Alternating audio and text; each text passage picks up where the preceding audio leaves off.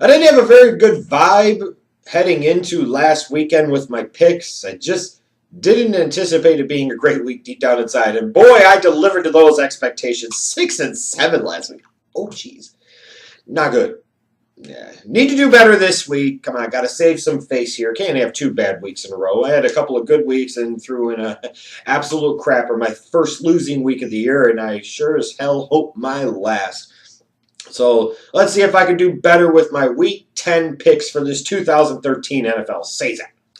For the Thursday night matchup, you either have to be a Redskin fan or a Viking fan or somebody so deprived of any other stimulation in life in order to want to watch this game. I'm sorry, I just really don't care about watching this Thursday night game between the Redskins and the Vikings.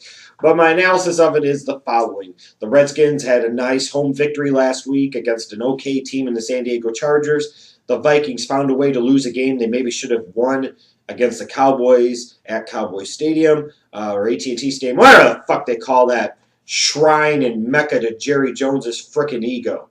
The bottom line is I look at this matchup, and, the Vikings have had a very disappointing year.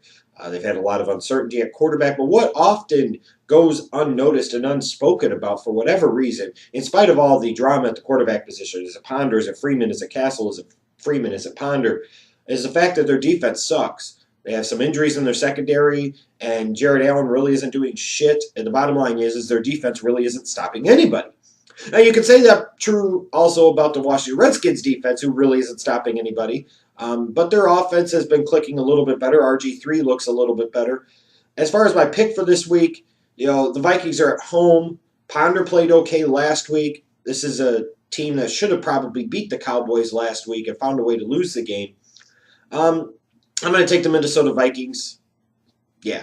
Couple of Sunday early afternoon games I'm going to focus on. We'll start off with the Eagles and the Packers. The Eagles are, feeling kind of good about themselves after last week for sure with Foles' historic day, over 400 yards passing and 7 touchdowns. And when you look at the Eagles, for whatever damn reason, they're a really, really good team. They're almost a bit of a monster on the road. They can't win games at home. But on the road, it's an entirely different story. And for the Green Bay Packers, with Aaron Rodgers looking like he could be out anywhere from maybe 3 to 6 weeks, the earliest he may be back, could be the Thanksgiving Day game against the Lions. The Packers are in a bit of disarray right now. That's an offense that is so reliant upon Aaron Rodgers in the passing game. It's nice that they have Eddie Lacy in the running game because that can help keep them in ball games. But Seneca Wallace did not look all that good last week. Now, might he look a little bit better with a full week of number one practice reps? Perhaps. But I'm going to stick with the statistics on this one. The Eagles have been so good on the road so far this year, and their defense is playing a little bit better, and now their offense had a monster week last year. I'm going to take the Eagles to beat the Packers in a bit of an upset on the road.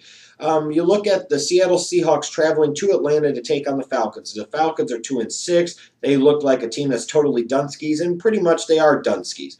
But you look at the Seahawks. Last week, they had a game stuck to them by the Tampa Bay Buccaneers at Quest Field, which is supposed to be an impossible place to go and win football games. And the Buccaneers, mind you, the 0-7 Buccaneers at the time, did just that. They were dominating the Seahawks in the first half. And the Seahawks did what good teams should do, that's find a way to win a game they definitely should have lost.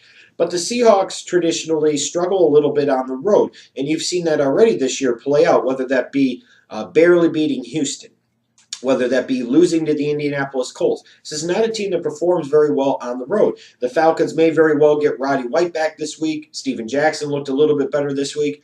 I'm going to stick again to the statistics, and if I'm wrong, I'm wrong. But when you're picking pools, you want to have a chance to win and win money. Sometimes you have to pick against everybody else. And I'm going to take the Falcons here in a big upset to beat the Seattle Seahawks at home. The other Sunday early afternoon matchup I'm paying attention to, because in a lot of ways I feel like it's a game of the week, in my opinion anyways. Imagine that. A Bears fan, NFC North bias. But hey, the Detroit Lions traveling to Chicago to take on the Bears at Soldier Field, 2 5-3 teams. The winner of this game could potentially be sitting all alone in first place after the end of this game.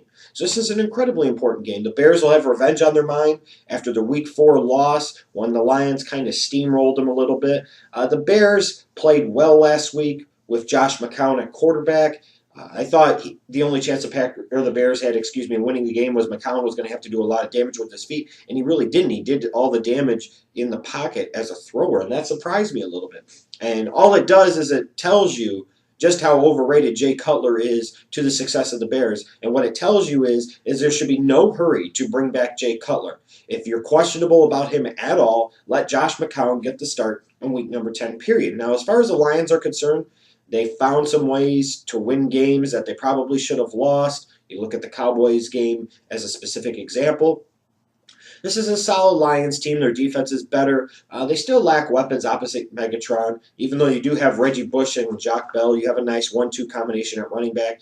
It's amazing with Matthew Stafford. He puts up really, really nice numbers, but still at times his accuracy is very shaky. I always wonder if his accuracy was just a little bit better, how scary the numbers would be that he would post. I look at this matchup here. I think Forte is going to have a nice day on the ground. Hopefully Marshall and Jeffrey provide a nice 1-2 punch on the outside. Jeffrey needs to play with more consistency, play a little bit more like he did in the Green Bay game on Monday night. And I like the Bears in this game. I really do.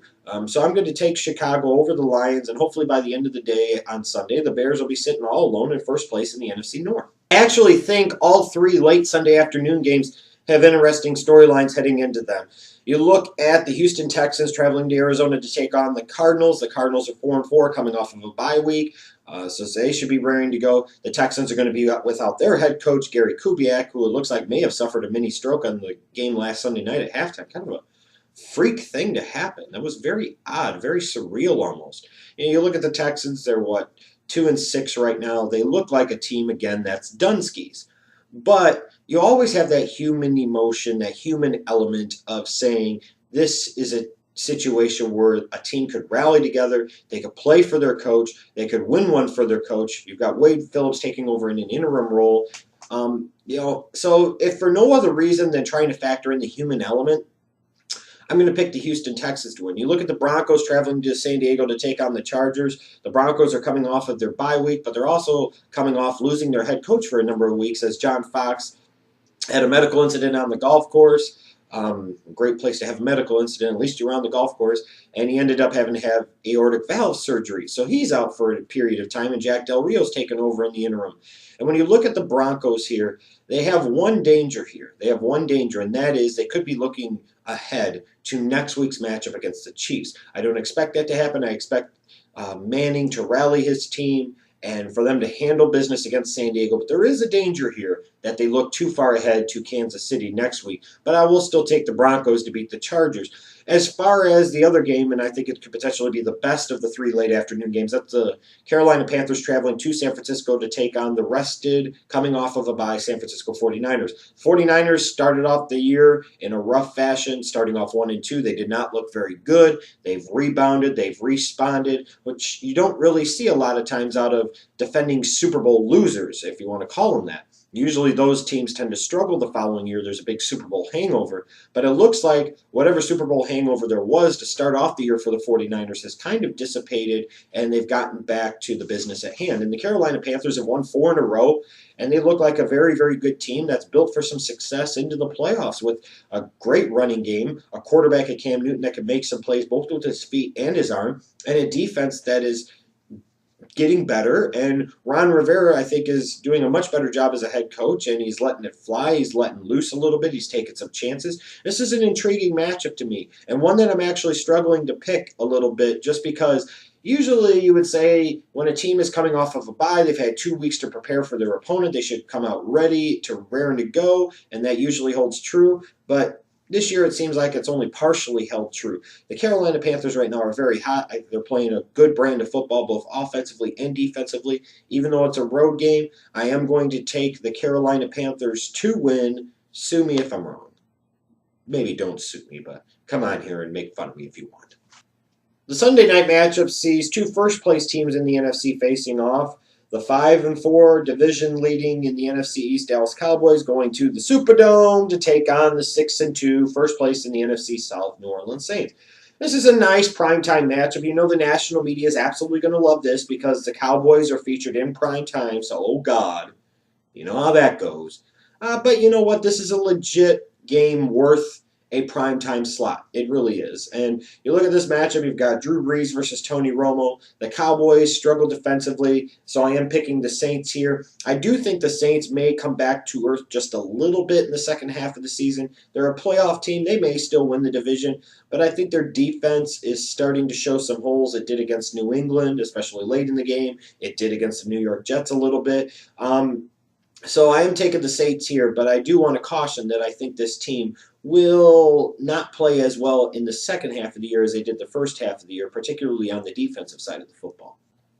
Then we get to the Monday night matchup. It's a Florida matchup, and oh my God. Talk about train wrecks. You can frankly say this about both teams. You've got the Miami Dolphins and all the shit going on with the Richie Incognito, Jonathan Martin scandal, and you could call it a scandal. It's hard to know what to think anymore. With all the different reports you hear about teammates respect Incognito, Incognito and Martin were supposedly best friends, and Martin had problems, and the coaches wanted Incognito to toughen Martin. I'm like, who the hell knows? All I know is this can serve as an incredibly huge and unwanted distraction for a football team heading into a Monday night primetime matchup, that's for sure. And you look at the Tampa Bay Buccaneers, they're 0-8. They've played pretty shitty pretty much most of the year, although they did impress me with how well they played on the road at Qwest Field against the Seahawks last week. Mike Glennon's done a solid job. He's definitely taken the reins of that team. I don't think he's a great quarterback, but I do think he's doing a good job at this point in time of putting his team in some positions to win some football games, and that's all you can really ask for out of a third-round rookie. And he makes some plays from time to time. I look at this matchup and I say, the Buccaneers are 0-8. The Dolphins have all types of distractions going on right now. The Buccaneers just played the Seahawks, tough as could possibly be played last week.